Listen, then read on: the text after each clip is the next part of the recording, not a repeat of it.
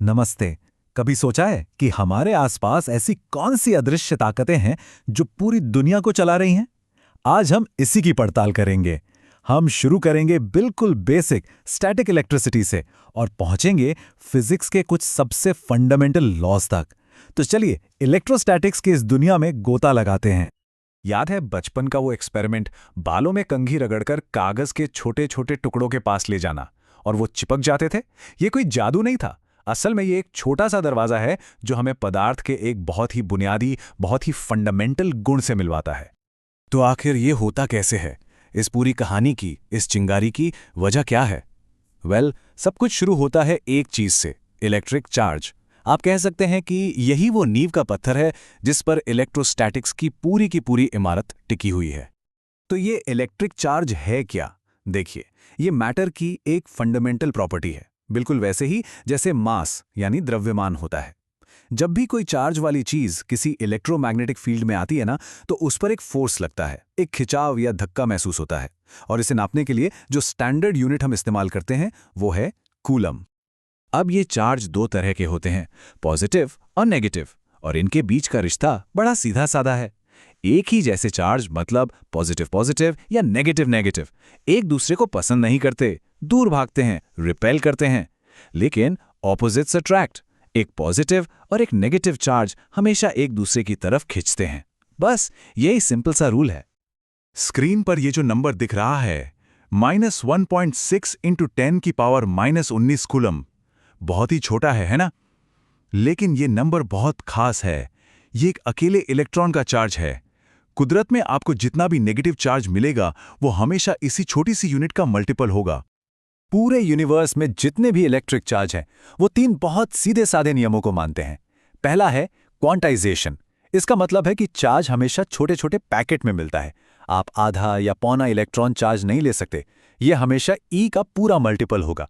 दूसरा नियम है कंजर्वेशन, यानी चार्ज को ना तो आप बना सकते हैं ना ही मिटा सकते हैं, बस एक बॉडी से दूसरी बॉडी पर ट्रांसफर कर सकते हैं। और तीसरा है एडिटिव नेचर, मतलब किसी सिस्टम का टोटल चार्ज निकालना हो तो बस सारे अलग अलग चार्जेस को जोड़ दीजिए, सिंपल। ठीक है, तो अब हम ये तो समझ गए कि चार्ज क्या है और उसके गुण क्या हैं। लेकिन अब सवाल ये उठता है कि ये चार्ज एक दूसरे से इंटरैक्ट कैसे करते हैं, मतलब कितनी ताकत से खींचते या धकेलते हैं। और इसी सवाल का जवाब देने के लिए आता है हमारा पहला बड़ा हीरो, कूलम का नियम। कूलम का नियम हमें बस एक बहुत जरूरी चीज बताता है। ये हमें वो फॉर्मूला देता है जिससे हम बिल्कुल सटीक तरीके से पता लगा सकते हैं कि दो रुके हुए चार्जेस के बीच कितना अट्रैक्शन या रिपल्शन वाला फोर्स लगेगा। कह सकते हैं कि ये इलेक्ट्रोस्टैटिक्स की रीढ़ की हड्डी है। और ये रहा वो फॉर्मूला। पहली नजर में शायद थोड़ा डरावना लगे, पर घबराइए नहीं। यही है वो मास्टर फॉर्मूला जो इलेक्ट्रोस्टैटिक फोर्स को डिफाइन करता है। ये बहुत पावरफुल है क्योंकि ये हमें चार्जेस के बीच के इंटरैक्शन को नंबर्स में नापने की ताकत देता है। चलिए इसको फटाफट से तोड़कर समझते हैं। F तो हो गया वो फोर्स जो हमें निकालना है। Q1 और Q2 ये हमारे दो चार्जेस की वैल्यू है। R है उनके बीच की दूरी, और ये R बहुत जरूरी है क्योंकि फोर्स दूरी के स्क्वायर के साथ कम होता है, मतलब दूरी दोगुनी हुई तो फोर्स 4 गुना कम हो जाएगा। और ये जो 1/4πε है, ये बस एक कांस्टेंट है, एक फिक्स नंबर। चलिए अब एक कदम और आगे बढ़ते हैं, एक ज्यादा गहरे और पावरफुल कॉन्सेप्ट की तरफ, जिसका नाम है इलेक्ट्रिक फील्ड।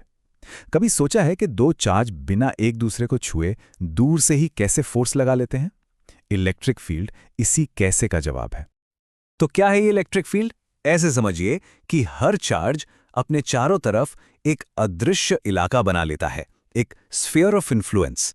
अब जैसे ही कोई दूसरा चार्ज इस इलाके में कदम रखता है, उसे एक फोर्स महसूस होने लगता है। और इस फील्ड की ताकत को हम कैसे नापते हैं? बस उस पॉइंट पर एक यूनिट पॉजिटिव चार्ज को रखकर देख लेते हैं कि उस पर कितना फोर्स लग रहा है। E बराबर F/Q। एक बहुत ही कॉमन केस है इलेक्ट्रिक डायपोल का। इसमें क्या होता है, दो बराबर और ऑपोजिट चार्ज बहुत पास पास रखे होते हैं। अब अगर हम दोनों चार्जेस को जोड़ने वाली लाइन पर, जिसे एक्सियल लाइन कहते हैं, इलेक्ट्रिक फील्ड देखें तो वो एक खास वैल्यू की होती है। लेकिन अगर हम सेंटर से गुजरने वाली परपेंडिकुलर लाइन पर, यानी इक्वेटोरियल लाइन पर फील्ड देखें, तो वो एक्सियल लाइन की फील्ड से ठीक आधी होती है, और डायरेक्शन भी ऑपोजिट। ये एक जरूरी फर्क है। और अब हम पहुंचते हैं इस पूरे विश्लेषण के क्लाइमैक्स पर, एक ऐसा नियम जो किसी मास्टर की तरह है, गॉस का नियम। ये एक कमाल का, शक्तिशाली और एलिगेंट सिद्धांत है जो बड़ी-बड़ी मुश्किल प्रॉब्लम्स को चुटकियों में सॉल्व कर देता है। इसकी इंपॉर्टेंस को आप बिल्कुल भी कम मत आंकिएगा। कई फिजिसिस्ट इसे इलेक्ट्रोस्टैटिक्स का सबसे जरूरी नियम मानते हैं। क्यों? क्योंकि जहां भी सिमेट्री होती है, जैसे एक स्फीयर या एक सीधी तार, वहां ये इलेक्ट्रिक फील्ड कैलकुलेट करने का एक जादुई तरीका बन जाता है। ये है गॉस लॉ का फॉर्मूला। इंटीग्रेशन का साइन देखकर डरना नहीं है। इसका मतलब बहुत सिंपल है। ये नियम कहता है कि अगर आप कोई भी बंद सरफेस, कोई भी क्लोज्ड सरफेस इमेजिन करें, तो उससे निकलने वाला टोटल इलेक्ट्रिक फ्लक्स इस बात पर डिपेंड करता है कि उस सरफेस के अंदर कितना चार्ज बंद है। बस ये इलेक्ट्रिक फील्ड और उसके सोर्स यानी चार्ज के बीच एक बहुत गहरा रिश्ता बताता है। चलिए अब इस नियम की असली ताकत को देखते हैं। एक क्लासिक प्रॉब्लम लेते हैं।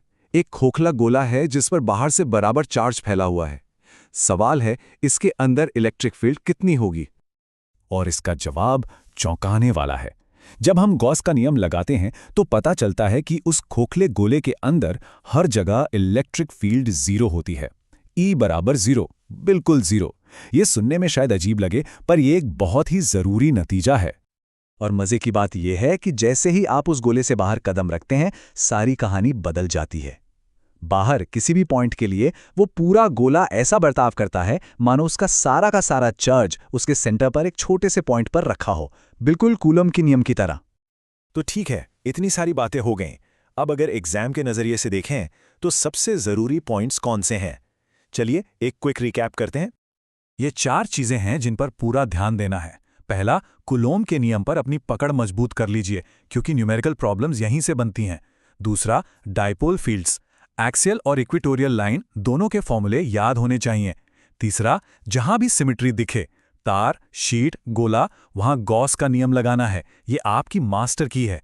और आखिर में डायग्राम्स की प्रैक्टिस जरूर करें। फील्ड लाइंस और ग्राफ बनाने को कहा जा सकता है। और जाते जाते बस एक सवाल, ये सारे फॉर्मूले, ये सारे नियम हमें उन अदृश्य ताकतों को कैलकुलेट करना सिखाते हैं जो हमारी दुनिया को चला रही हैं। लेकिन क्या ये नंबर्स और इक्वेशंस उस असल एहसास को, उस गहरी फिजिकल रियलिटी को पूरी तरह से बयां कर सकते हैं? क्या हम इन अदृश्य फील्ड्स को सच में महसूस कर सकते हैं जो हर पल हमें घेरे हुए हैं? इस पर जरा सोचिएगा।